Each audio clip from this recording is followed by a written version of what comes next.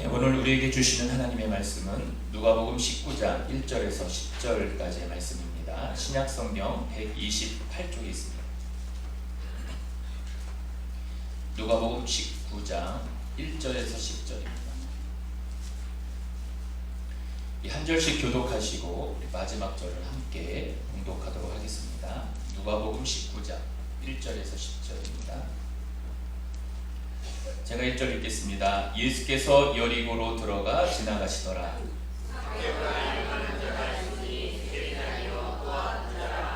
그가 예수께서 어떠한 사람인가 하여 보고자 하되 키가 작고 사람이 많아 할 수 없어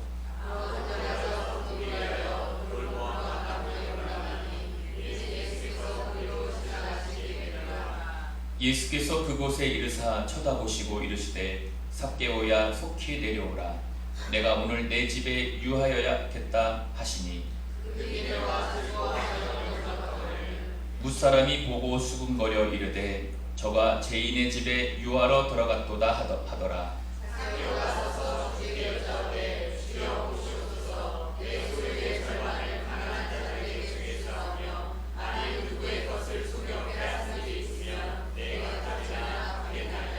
예수께서 이르시되 오늘 구원이 이 집에 이르렀으니 이 사람도 아브라함의 자손이니로다. 다 같이 있습니다. 인자가 온 것은 잃어버린 자를 찾아 구원하려 함이니라. 아멘. 할렐루야. 제가 원래 오늘은 이제 코이노냐 마지막 시간을 해야 되는데 그 다음 주로 밀고요. 오늘은 이제 아이들도 있고 해서 아이들에게 맞추기에는 너무 어려울 것 같고 그래도 오늘 제목이 행복 예수님입니다 라는 제목으로 함께 말씀을 나누도록 하겠습니다.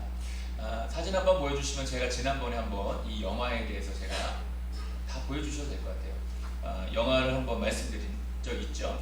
캐스터 어웨이라고 하는 영화인데 이 영화에서 저 왼쪽에 보이는 왼쪽이죠? 오른쪽인가요? 톰 행크스가 이제 주인공이에요. 저 영화 안에서 이름이 척 놀랜드라는 이름으로 연기를 하는데 이 사람이 피덱스라고 하는 이제 그 택배 전 세계로 이제 택배하는 그 회사에 이제 어떻게 보면 좀 중직에 있는 사람이에요. 근데 너무 바쁘게 사는 사람이었어요. 그래서 이 사람은 사람들과의 어떤 이야기나 어떤 관계를 맺는데 굉장히 어려움을 겪었어요. 왜냐하면 이 사람이 생각한 인생이 뭐냐면 지금 열심히 일하고 지금 열심히 돈을 벌어서 지금 누리지 못하는 것을 나중에 나이 먹으면 하겠다라는 생각을 가지고 있는 사람이에요. 그랬는데 이제 성탄절날 이제 일을 가다가 비행기 타고 가다가 비행기가 이제 조난을 당하고 바다에 불시착을 하게 되죠. 그리고 혼자만 살아남아서 무인도에서 4년 동안 이제 생활을 하죠. 그 생활 가운데서 막 혼자라는 그 사실을 막 절망합니다. 이제 그 맨 위에 있는 그 내용이 그거예요. 혼자 있으니까 윌슨이라고 하는 배구공에다가 이제 얼굴을 만들어가지고 그 배구공하고 이야기하죠. 저 밑에 있는 것은 이제 마지막에 자기가 이제 다시 돌아와서 길 한복판에서 자기 인생을 한번 뒤돌아보는 저 장면으로 저 영화가 이제 끝나게 됩니다.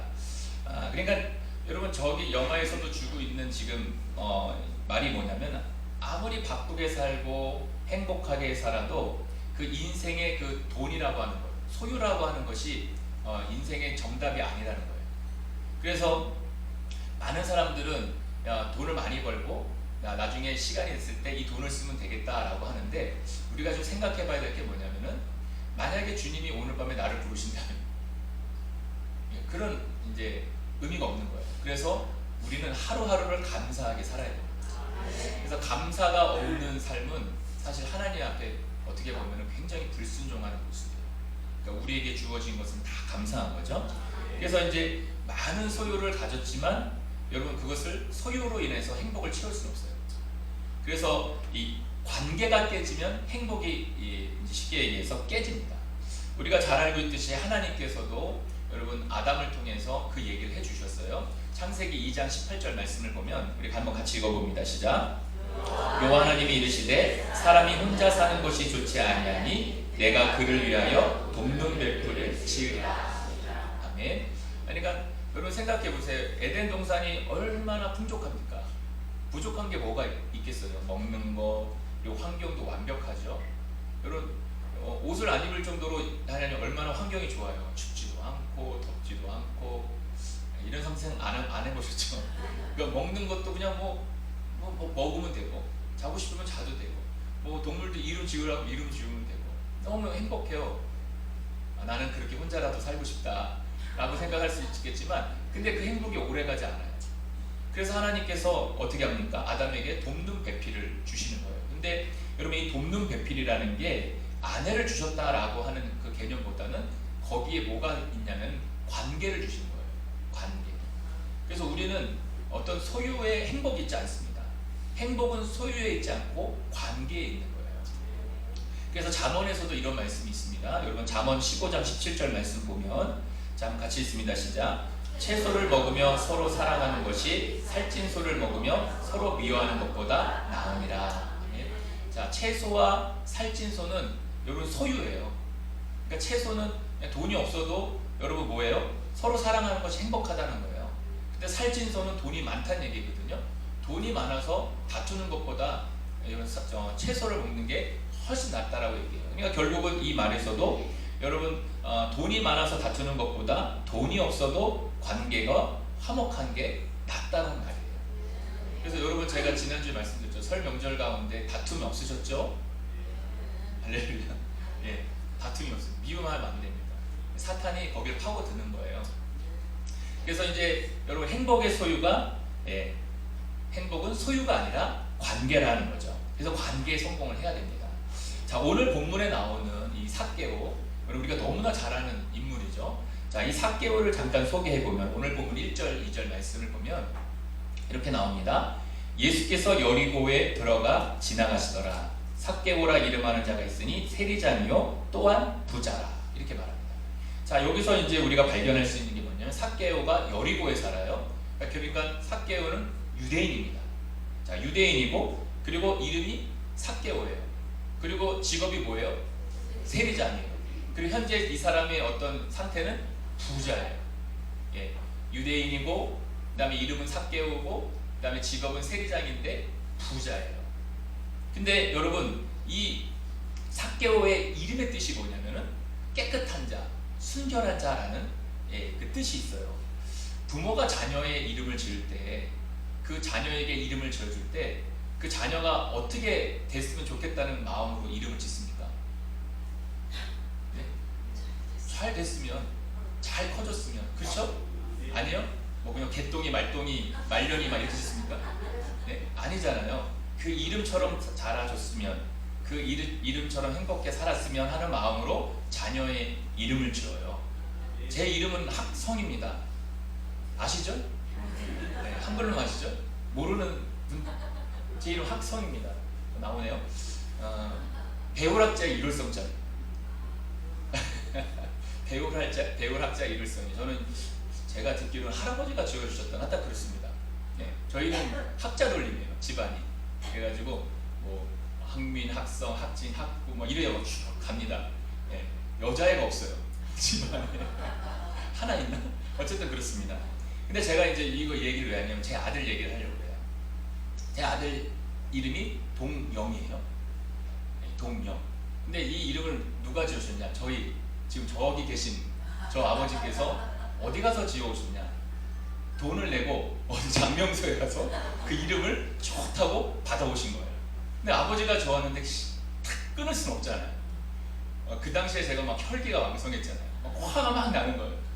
그래도 그때 막 전도사하고 막 그런데, 아니 어떻게 장명소에서 이런 걸 지어오느냐 라고 얘기는 하지 않았어요.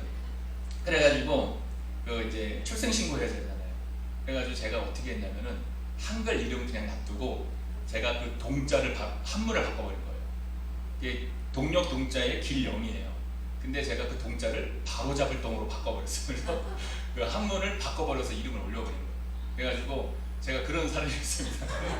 아마 여러분들 중에도 그런 이제 상황이 있는지 모르겠는데, 그런데 이게 끝이 아니에요. 제가 이제 우리 장모님이 아시는 어떤 권사님이 집에 놀러 오셔가지고 우리 애기 어렸을 때 그 아들 이제 이름이 동영이냐고 그러는 거예요. 자기 아들 이름도 동영이라고 그러는 거예요. 그러면서 하는 말이 뭐냐면, 혹시 동력 동자의 길영이냐요. 그래서 맞다고 그랬더니 그 권사님이 하시는 말이 뭐냐면 우리 아들 이름도 동영인데 동력동자의 길영인데 잘 됐다는 거예요. 이게 무슨 말이지? 저 굉장히 충격 먹었었거든요. 이게 뭔 말이지? 했어요.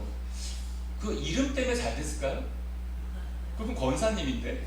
그래가지고 여러분 그렇게 하면 여러분도 그렇게 생각하세요? 이름 때문에 잘 됐다? 네?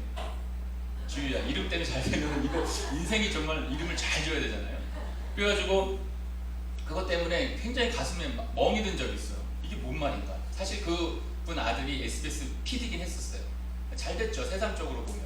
근데 그 권사님이 하는 얘기가 자기 아들 이름도 동력동자의 길영인데 잘 됐다는 거예요. 근데 제가 그 말을 들으면서 하나님이 하나도 없는 거예요. 하나님이 없는 거예요. 그냥 이름에다가만 포커스 맞추고 자기 아들이 잘 됐다는 거에다가 그 이름에다가 얹혀가지고 잘 됐다라고 하는 것만 얘기를 하는 거예요. 그래가지고 제가 그것을 듣고 참 마음이 씁쓸했는데 여러분들은 어떻게 생각하십니까?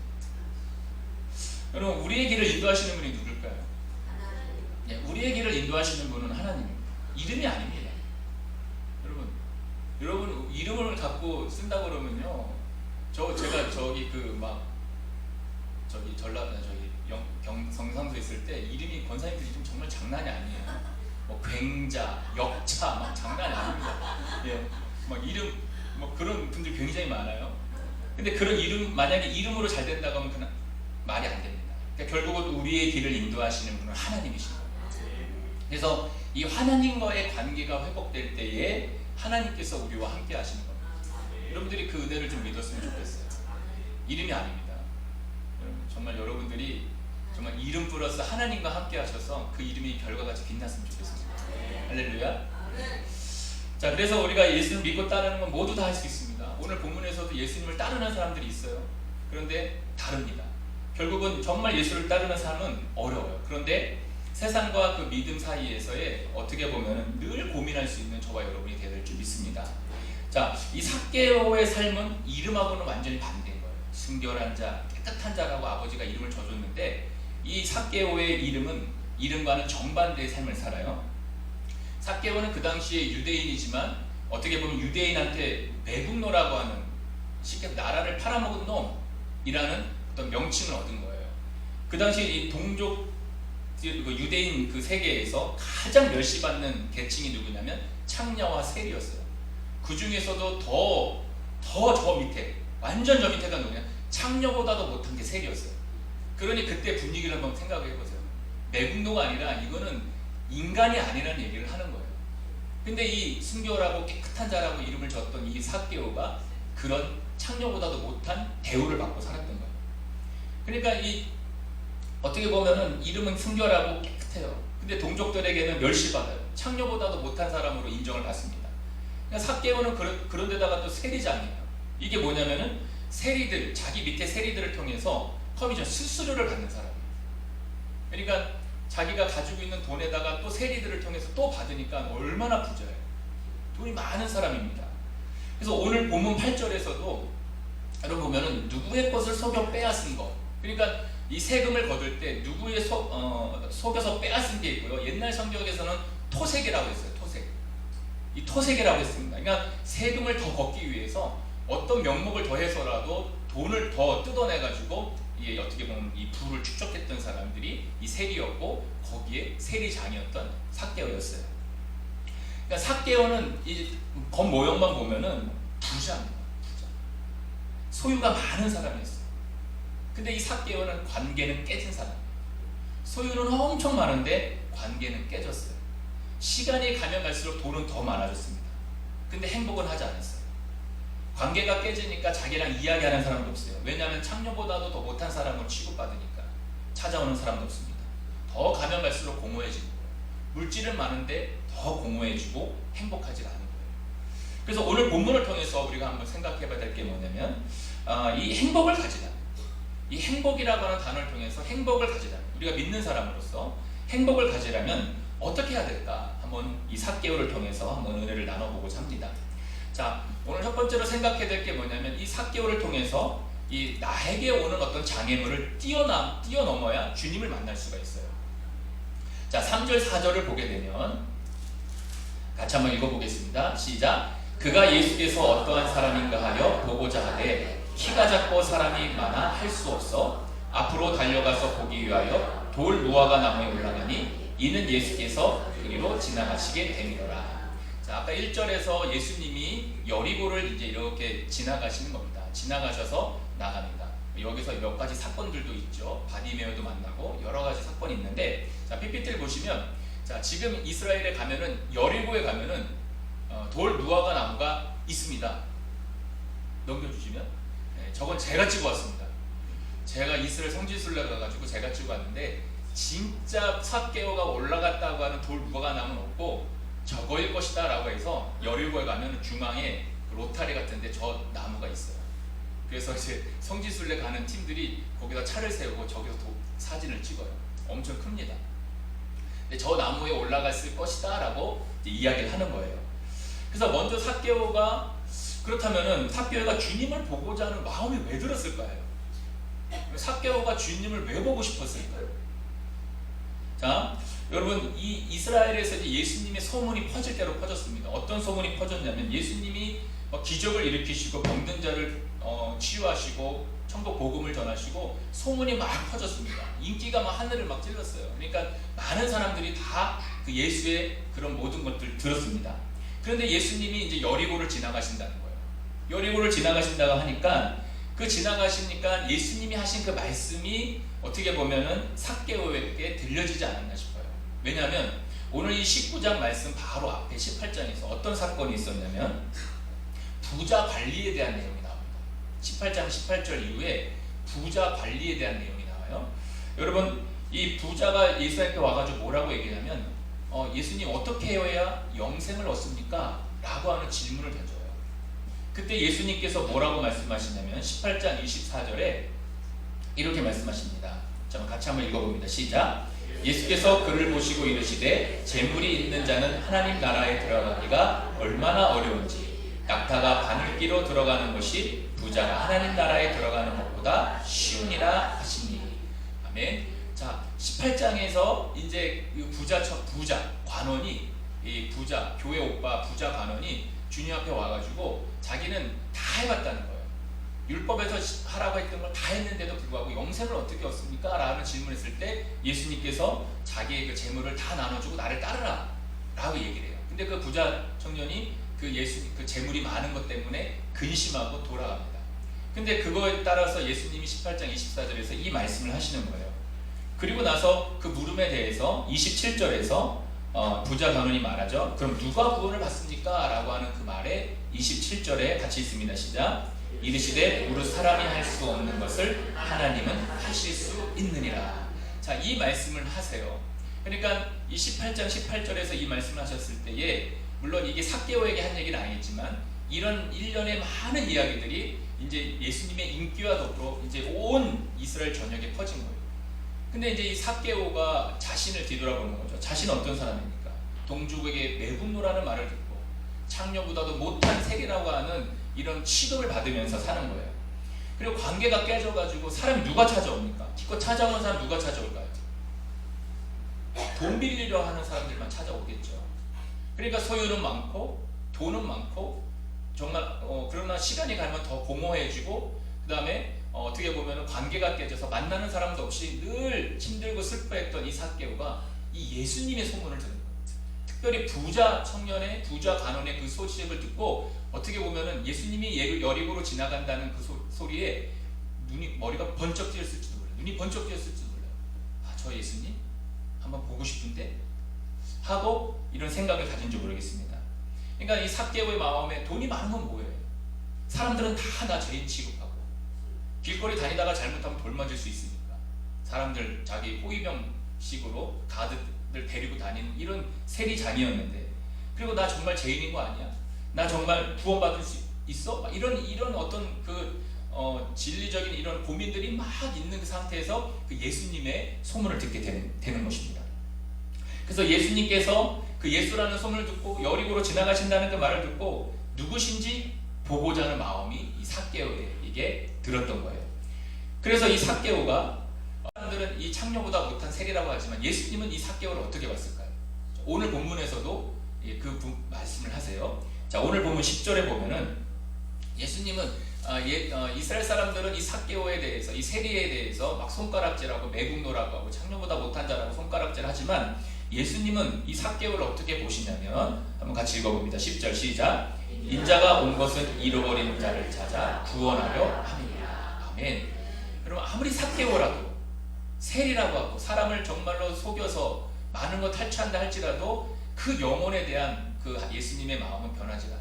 그러니까 우리는 사람을 볼 때 어떻게 봐야 되냐면 죄는 미워해요. 예를 들어서 동성애라고 얘기했을 때 동성애라고 하는 죄는 미워해요. 근데 그 사람은 우리가 품고 구원시켜야 될 하나의 영혼이라는 것은 우리가 분명히 알아야 될 줄 믿습니다. 자, 그래서 이 삭개오가 예수님을 보기 위해서 나갔는데 삭개오에게 장애물이 있는 거예요. 무슨 장애물이냐? 무슨 키가 작아요. 그 키가 작고 궁중들이 너무 많은 거예요. 예수님 한번 등장하시면은 기본 10,000명씩 돌아다닙니다. 여러분 그 여리고에 가보시면 그 광장에 10,000명 모였다 그러면 여러분 그 2000년 밀레니엄 때 밀레니엄 축제한다고 광화문에 계셨던 분 혹시 계십니까? 가셨어요? 네. 저는 그 가운데 있었어요.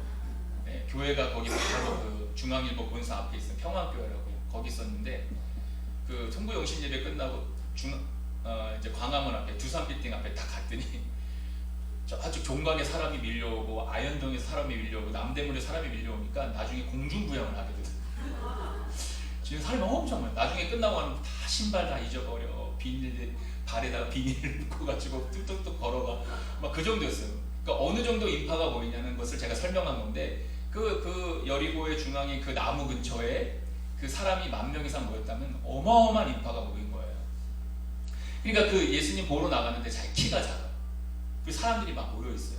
그 학자들이 얘기하기에 이 삭개오의 키가 몇 센치냐 했을 때 물론 실망하지만 150cm라는 얘기를 합니다. 할렐루야. 150cm 정도 됐을 거다. 남자 키였잖아요. 150cm 정도 됐을 거다라고요. 키가 작아요. 군중이 있다 보니까 예수님을 볼 수 없는 거예요. 그러니까 여러분 이것을 통해서 이제 우리에게 이것을 한번 적용해 보면 여러분 키가 작다는 것, 사람이 많다는 것을 우리에게 적용해 보면은 여러분 내가 신앙생활을 하면서 예수님을 만나는 데 있어서 직접적이고 필연적인 두 가지 장애물을 갖게 됩니다. 우리가 예수님을 만나는 데 있어서 직접적이고 필연적으로 두 가지 장애물을 만나게 돼 있어요. 첫 번째가 뭐냐면 이제 삭개오를 얘기하면 키가 작다는 거예요. 그러니까 이건 직접적인 연관된 장애물이 옵니다. 내가 예수님을 만나려고 하는데 나에게 있는 장애물이 있는 거예요. 예를 들어서 뭐냐면 게으름이에요. 게으름이 있습니다. 예를 들어서 이런 거예요. 오늘 예배가 있어요. 몸이 아파요.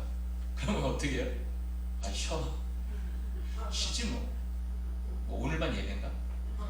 이런 생각합니다. 자, 1부. 자, 2부도 있는데 뭐 좀 이따 좀만 쉬었다 2부 가자. 아니야 괜찮아. 오후 예배 가자. 그리고 제끼는 거예요. 이런 일들이 많습니다. 직접적으로 나에게 게으름이 있는 거예요. 이 마음속에. 그래서 그 예배를 제끼는 거예요. 1부? 2부 가면 되지. 오후 예배 가면 되지. 하나님 이해하실 거예요. 그런 거예요. 또 뭐가 있을까요? 중독이 있어요. 중독. 그리고 뭐가 있어요? TV 중독. TV보다 못 나와요. 예를 들어서 이번에 아시안컵 축구를 했습니다. 꼭 새벽 1시에 해요. 물론 지금 시차가 있으니까. 그거 다 보면 예배 나오기가 무지하게 힘듭니다. 뭐 게임이라든가 스포츠라든가. 그리고 사람들 중에는 관계 중독도 있어요. 사람을 안 만나면 안 되는 사람들이 있어요. 그것 때문에 예배를 못 나고 힘들어하는 사람들이 있어요. 이것처럼 이렇게 직접적인 나에게 오는 어려움들이 있는 거예요. 장애가 있는 거예요. 근데 이건 내 안에서 나오는 거예요. 우리가 그 예배보다 쉽게 얘기해서 우선순위에서 밀리는 거예요. 근데 오늘 삭개오를 보면 삭개오는 특별히 욕심이 있었어요. 그 욕심 때문에 주님을 만나는데 장애물이 된 거예요. 그러니까 이런 거예요. 지금 설리가 딱 맞죠? 오늘 대목인데 내가 먼저 먹고 살아야 내가 하나님을 기쁘시게 하지. 이런 마음이 팍 내 안에 들어가는 거예요. 그래서 정확하게 사탄이 그 마음을 다 건드려가지고 직접적인 장애물을 만들어가지고 우리가 주님 앞에 나아가지 못하게 만든다는 거예요. 이것들이 우리 안에서 많이 벌어집니다. 근데 하나님께서 우리에게 요구하시는 게 뭘까? 하나님은 우리에게 순종을 요구하세요. 그럼 많은 그 직접적인 장애물이 있지만 그 가운데에서 우리가 정말 하나님 앞에 순종으로 나갈 때 하나님께서 그 순종을 받아주시는 거예요. 우리가 지금 하나님을 믿었으면 좋겠습니다. 그 하나님이 나를 어떻게 인도하시나, 하나님이 나를 어떻게 복주시나, 한번 성경에 나온 대로 한번 여러분들이 한번 실천해 봤으면 좋겠습니다. 그래서 여러분, 욕심이 잉태한 즉 죄를 낳고 죄가 장성한 즉 사망을 낳는다는 말이 있어요. 그러니까 욕심이라고 하는 어떤 것들이 결국 나를 어떻게 보면 시간이 가면은 무너지게 할 수도 있다는 것을 우리가 알았으면 좋겠습니다. 그래서 말씀처럼 이해해 주실 거야, 하나님 이해해 주실 거야 라는 우리 안에 그런 것들이 굉장히 많아요. 근데 그것들이 내 욕심으로 변할 때가 엄청 많습니다. 그리고 두 번째는 뭐예요? 내 주변의 환경 속에는 장애물이 있어요. 그 환경이 뭐냐면 내가 예수님을 만나려고 하는데 환경에 문제가 벌어지는 거예요. 예를 들어서 그겁니다. 교회 나가는데 부모님이 반대하는 거예요. 남편이 반대한다든가 부모님이 반대한다든가 아니면 직장을 나가야 되는 일이 벌어지는 거예요. 자, 그럼 이런 환경들은 참 어렵잖아요. 그럼 어떻게 해야 되겠어요? 이때는 여러분들이 이 우선순위를 어떻게든지 바꿔요.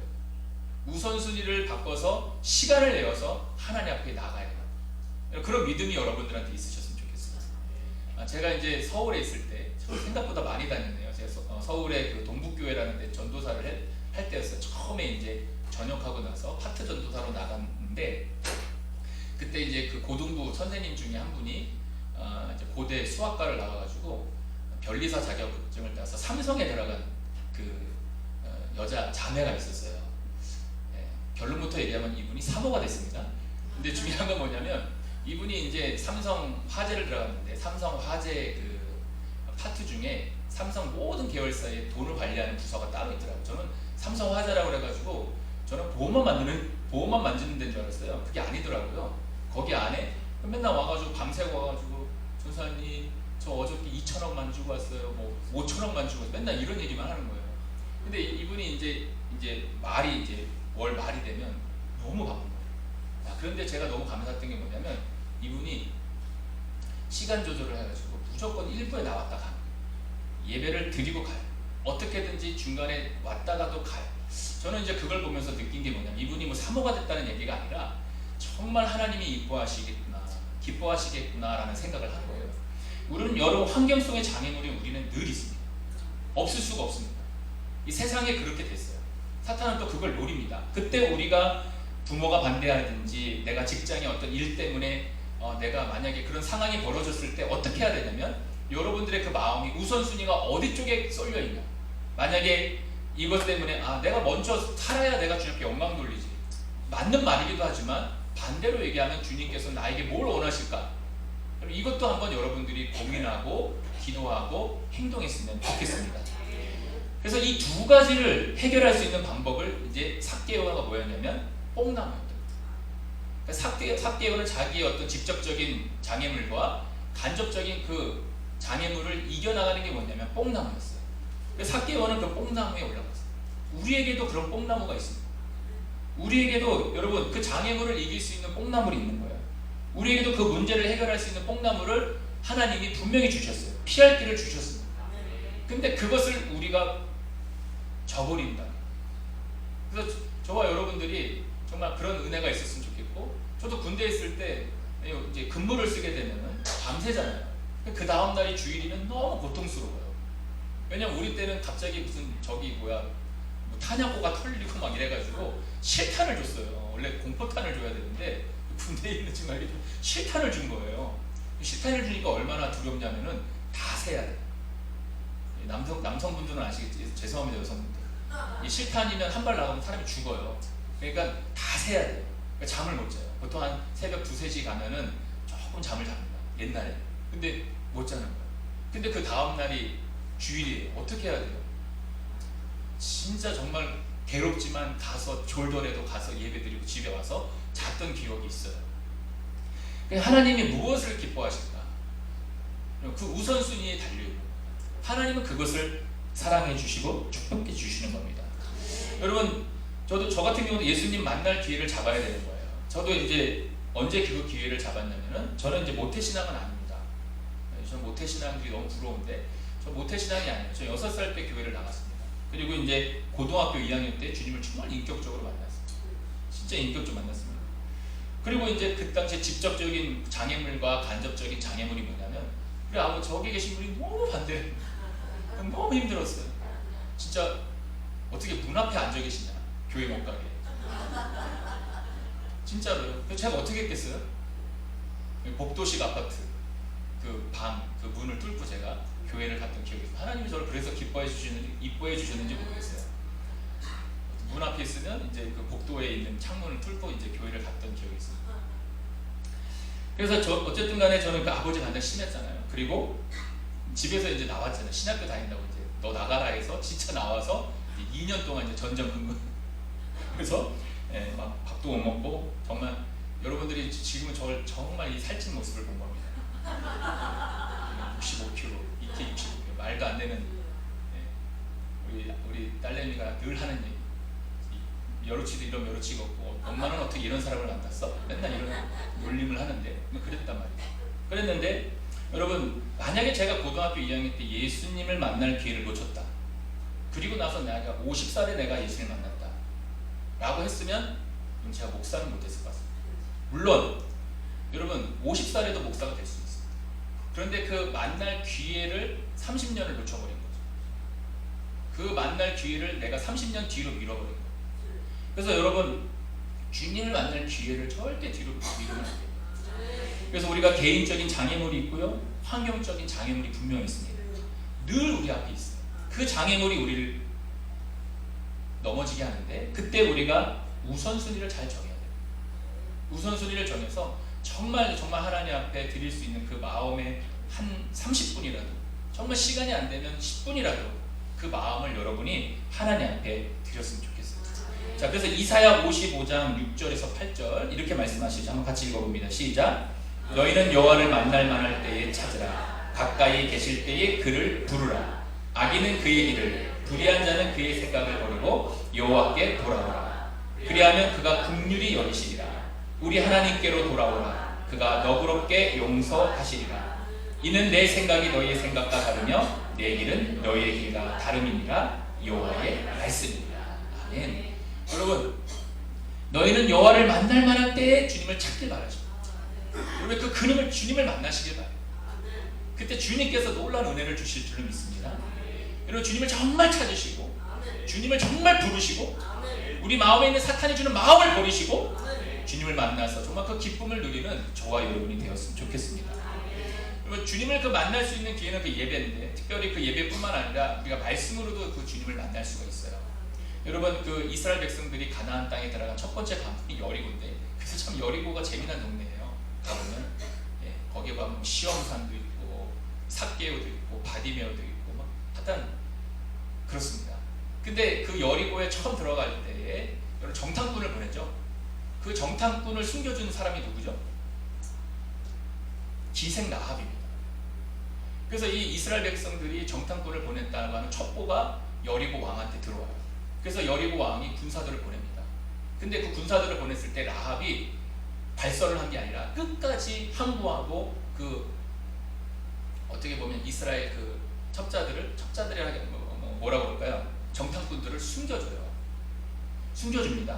그래서 이 기생 라합의 이 행동이 뭐냐라고 했을 때 히브리서 11장 31절에서는 뭐라고 말하냐? 한번 같이 읽어볼까요? 시작.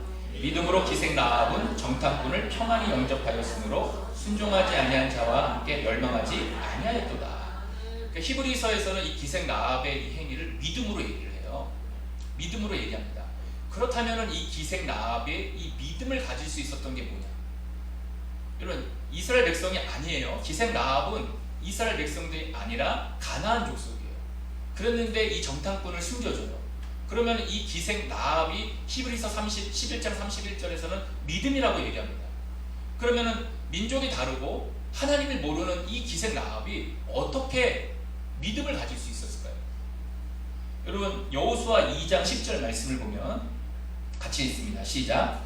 이는 너희가 애굽에서 나올 때에 여호와께서 너희 앞에서 홍해물을 마르게 하신 일과 너희가 요단 저쪽에 있는 아모리 사람의 두 왕 시온과 옥에게 행한 일 곧 그들을 정멸시킨 일을 우리가 들었습니다. 아멘. 라합의 그 믿음이 뭐냐면은 하나님께서 너희에게 어떻게 하신 것을 들었다라고 얘기해요. 여러분, 라합의 믿음은 들으면서 나와. 그래서 여러분 로마서 10장 17절에서 뭐라고 말합니까? 같이 있습니다. 시작. 그러므로 믿음은 들으면서 나며 들음은 그리스도의 말씀으로 말미암느니라. 믿음은 들으면서 나는 거예요. 이 기생 라합이 정탐꾼을 숨겨줬는데 이 하나님을 모르는 이 기생 라합이 그 이스라엘 백성들이 출애굽하면서 오는 모든 소식을 듣고 믿음이 생겨서 정탐꾼들을 숨겨주는 거예요. 그래서 이 여리고가 정복돼서 망할 때 이 기생 라합의 가정이 살게 된 거예요. 여러분, 주님을 만날 수 있는 것은 하나님의 말씀을 듣는 겁니다. 여러분, 주님을 가까이 하는 것, 성경 말씀이 여러분들한테 있어요. 그 하나님의 메시지인 믿음, 말씀을 듣고 그 말씀을 통해서 믿음이 생길 때 여러분 모든 장애가 해결이 돼요. 직접적인, 간접적인 그 모든 것들이 해결이 됩니다. 여러분, 우리 마음은 너무 연약합니다. 결단을 합니다. 아, 그래, 이제는 그렇게 해야지 라는 마음이 들지만 돌아서자마자 사탄이 내 마음을 흔들어요. 자, 1부, 2부 가면 된다. 아니다, 조금만 더 있다 점심 먹고 2부 가면 된다. 그리고 나서 오늘 하루가 지나요. 물론 그거 가지고 만약에 하나님께서 너 오늘 왜 예배 안 드렸니 하고 유황불을 내려서 죽이지 않으십니다. 아마 그러면은 저도 포함해서 여러분들 중에 살아남을 사람은 한 명도 없습니다. 하나님이 얼마나 인자하신지 그 자유의지를 주셨어요. 그런데 제가 늘 얘기하지만 우리는 분명히 주님 앞에 갑니다. 여러분이 믿음이 있다면 정말 우린 주님 앞에 갑니다. 너 왜 그때 네 직접적인 장애물을 왜 네가 사용해서 왜 그랬니? 라고 뭐라고 대답할까요? 환경의 장애물을 통해서 네가 조금이라도 우선순위를 정해서 마음을 줬다면 라고 하는 질문을 던지면 뭐라고 여러분 대답을 하시겠습니까? 여러분, 우리가 정말 오늘 이 말씀을 통해서 행복은 예수입니다. 진짜 행복은 예수, 소유가 아니에요. 이 삭개오의 변한 모습을 통해서 우리가 그런 은혜가 있었으면 좋겠고요. 그리고 이 삭개오가 예수님을 만나죠. 그 예수님을 만나고 나서 어떻게 변하는지 한번 볼까요? 8절 말씀을 보면, 자, 8절 보겠습니다. 시작. 삭개오가 서서 주께 여짜오되 주여 보시옵소서, 내 소유의 절반을 가난한 자들에게 주겠사오며 만일 누구의 것을 속여 빼앗은 일이 있으면 내 갑절이나 갚겠나이다. 아멘. 삭개오가 예수님을 만나고 나서는 여러분 목적이 달라졌어요. 하나님과의 관계가 없을 때는 그의 목적이 뭐죠? 그의 가치관이 뭐죠? 소유였어요. 부자가 되는 거였어요. 매국노라는 소리를 들어도 좋다. 내 구원의 문제가 연약해도 좋다. 소유만 가지고 돈 버는 것에만 인생의 목표를 세웠어요. 그런데 이 삭개오가 예수님을 만나고 나서는 가치관이 바뀐 거예요. 뭐냐면 전에는 돈에다 맞췄다면 이제는 뭐예요? 예수님 앞에 맞춰요. 예수님 앞에 가치관, 그 모든 삶의 목표와 목적, 가치관이 주님이 된 거예요. 그러니까 예수님을 만나고 나서는 어떤 일이 벌어지냐, 8절에 나오지만 자기 소유의 절반, 어떻게 보면 파산이죠. 그리고 만약에 속여 빼앗은, 예전에 토색이란 말이 속여 빼앗은 것이란 말이에요. 이거는 율법에 나오는 거예요. 4배를 갚은 거예요. 여러분, 결국은 이 삭개오가 예수님 만나고 나서 목적과 목표와 가치관이 바뀌니까 소유가 행복이 아니라고 생각하니까 그 소유를 다시 돌려준 거예요. 여러분, 우리가 이런 은혜가 있었으면 좋겠어요. 이 관계가 회복이 되는 거예요. 그러니까 이 삭개오가 주님을 만나고 관계가 회복되니까 어떻게 되냐면 너무 기뻐했어요. 그 기뻐하는 말씀이 6절에 나와요. 즐거워하며 영접했다. 이 말이 나옵니다. 소유가 행복이 아니라는 것을 다시 한번 이 삭개오가 이야기해 주는 거죠. 주님을 만난 하나님의 자녀가 되었다는 거예요. 그의 삶의 목적과 목표가 이제는 소유가 아니라 예수님이 된 거예요. 소유가 아니라 예수님이 된 겁니다. 여러분, 그런 영적인 회복과 은혜가 저희들에게 있었으면 좋겠습니다. 네, 결론입니다. 자, 그럼에도 불구하고 오늘 본문 안에서는 주님을 만나지 못한 사람들의 모습도 있어요. 이게 뭐냐면 7절에 보게 되면 수근수근 거리는 사람이 있습니다. 근데 이 수근수근 거리는 사람이 누구냐? 예수님을 따라다니는 사람들이에요. 이게 무슨 말이냐면 예수님하고 생각이 다르니까 수근수근 거립니다. 근데 이 사람들은 어떻게 보면 지금으로 말하면 교회에 다니는 사람들이죠. 교회에 다니는 사람. 그러니까 인격적으로 주님을 만나지 못하니까 예수님과 생각이 다르니까 다른 말을 하는 겁니다. 근데 이 사람들이 지금 주님을 따르는 것은 뭐냐면 인격적으로 주님을 만난 게 아니라 예수님의 어떤 기적과 행하신 그것들을 바라보고 따라다니는 거예요. 이걸 뭐라고 말하냐면 기복신앙이라고 합니다. 혹시 여러분들 중에 주님을 인격적으로 만나지 않고 여기 와서 예배드리고 기도하는 게 정말 나의 어떤 신상의 무슨 물질과 나의 미래의 어떤 발전과 물론 그것도 중요하지만 그거에만 놓여있다면 그건 기복신앙. 너희는 먼저 그의 나라와 그의 의를 구하라. 그리하면 이 모든 것을 다 너희에게 주시겠다 말씀이죠. 그래서 우리가 먼저 해야 될 것은 우리의 가치관과 목적과 모든 것들이 소유가 아니라 예수님이 돼야 되는 거죠. 그래서 여러분 그것을 통해서 믿음이 생기고 우리의 가치관이 바뀌고 소유가 없더라도 주님 때문에 행복할 수 있는 저희가 돼야 됩니다. 정말 그럴 때 우리의 행복이 찾아오는 거예요. 진짜 참 행복이 찾아오는 거예요. 여러분 혹시 토요일 설에 복권을 사셔서 희열을 느끼신 분도 있습니까? 제가 보니까 오늘 교회 다 오신 거 보니까 한 명도 된 사람이 없어요. 한 명도 된 분이 없어요. 만약에 됐다 그러면 아마 여기 안 계실 거예요. 안 올 겁니다. 왜냐하면 하나님이 갑자기 어떤 음성을 주실지 몰라요. 하나님 앞에 바쳐라. 이 말 듣기 싫어가지고 아마 안 오실 거예요. 제가 보니까 하셨는데 아무도 안 되신 것 같아요. 여러분 그게 복입니다. 그게 복입니다. 여러분 처음에 우리나라 롯데 했을 때 600억 된 사람 지금 어디 있는지 아세요? 그 사람 지금 한국에도 못 살아요. 망해가지고 이혼해가지고 완전 집안이 풍지박산 나가지고 풍지박산 나중에 한번 만져보고 싶다는 그런 마음이 갑자기 드셨다면 버리시기를 정말 주님의 이름으로 축복합니다. 자 마지막입니다. 행복은 소유가 아니라 예수님입니다. 할렐루야. 여러분이 돈을 버는 목적도 예수님. 내가 모든 삶의 모든 것들이 가치관이 예수님이 되시기를 정말 주님의 이름으로 축복합니다. 기도하겠습니다. 할렐루야. 걸어가신 아버지 하나님, 오늘 이 삭개오를 통해서 매국노라고 하는 손가락질을 받았지만 소유가 많아도 행복하지 못했고 관계가 깨졌던 이 삭개오를 하나님 만나주시고 구원할 자로 여겨주시고 또 그가 주님을 만나고 기쁨을 참 평안을 깨닫고 자기의 소유를 나눠줬던 것처럼 우리도 행복을 소유해 두지 않고 예수님 앞에 둘 수 있는 저희들 될 수 있도록 인도하여 주시옵소서. 그렇게 삶을 통해서 기쁨이 넘치는 우리의 삶이 되길 소망하며 거룩하신 예수님의 이름으로 기도드립니다. 아멘. 이 시간 환우들을 위해서 기도하겠습니다. 우리 아픈 부위에 손을 얹어주시면 위하여 기도하겠습니다. 살아계신 하나님 아버지, 이 시간 우리 교우들 가운데 환우들을 주님의 손에 중보하여 올려드립니다. 하나님께서 환우들을 받으시고 긍휼히 여기시며 질병의 고통으로부터 건져 주시옵소서. 우리 주 예수 그리스도께서 채찍에 맞으심으로 너희가 나음을 얻었다는 주님의 대속의 은혜를 의지하여 이 시간 믿음으로 손을 얹어 싸우니 손을 얹은 곳에 주님께서 친히 안수하여 주시옵소서. 주님의 흘리신 보혈의 피를 발라 주시옵소서.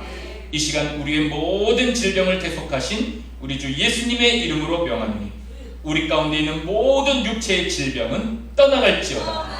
하나님께서 창조하신 우리의 몸과 마음은 하나님께서 원래 창조하신 대로 그 기능이 회복될지어다. 예수님의 이름으로 기도드리옵나이다. 아멘. 우리 다 같이 일어나셔서 우리 예수의 길을 계속 찬양하시겠습니다.